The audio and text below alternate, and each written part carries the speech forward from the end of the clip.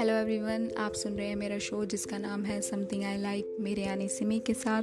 And today something which I like the tale which is rich in irony, imagery and symbols, emphasizing the need for compassion for those who have so much less than we do. Writer of the story, Hans Christian Andersen, was a Danish writer best known for his fairy tales. Andersen had a very unhappy childhood, and much of his stories reflect this sadness, dealing with loss and death. The title of the story, The Little Match Girl, is one such. Set around Christmas, the story tells a little girl who, unable to sell her matchsticks, die of cold and hunger on the street, even as people are celebrating the birth of the Christ child inside their warm, cozy homes. Seriously, it gives me goosebumps. So let's start.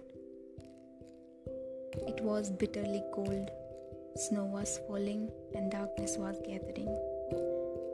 For it was the last evening of the old year. It was New Year's Eve. In the cold and gloom, a poor little girl walked, bareheaded and barefoot, through the streets.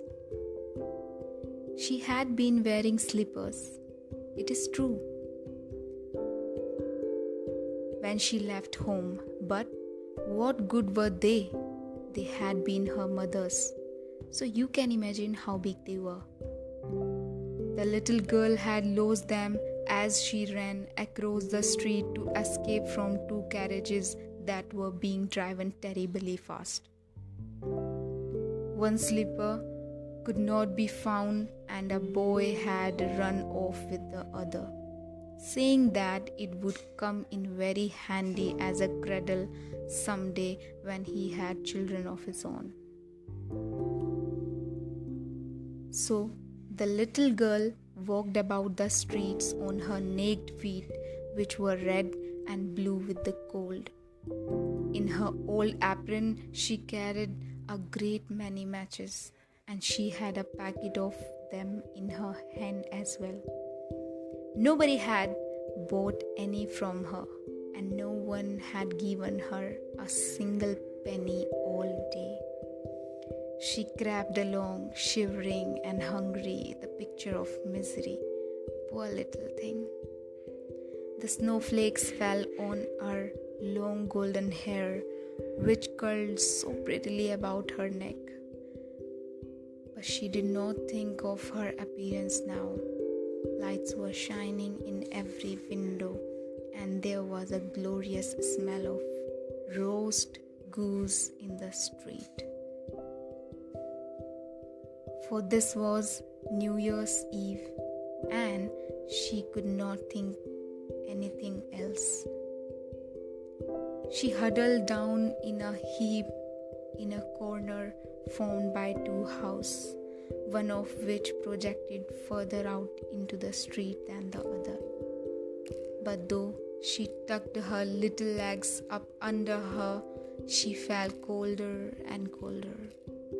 She did not dare to go home, for she had sold no matches and earned not a single penny.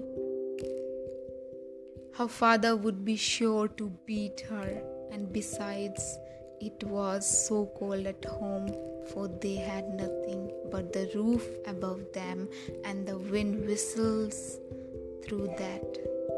Even though the largest cracks were stuffed with straw and rags, her thin hands were almost numb with the cold. If only she dared pull just one small match from the packet, strike it on the wall and warm her fingers.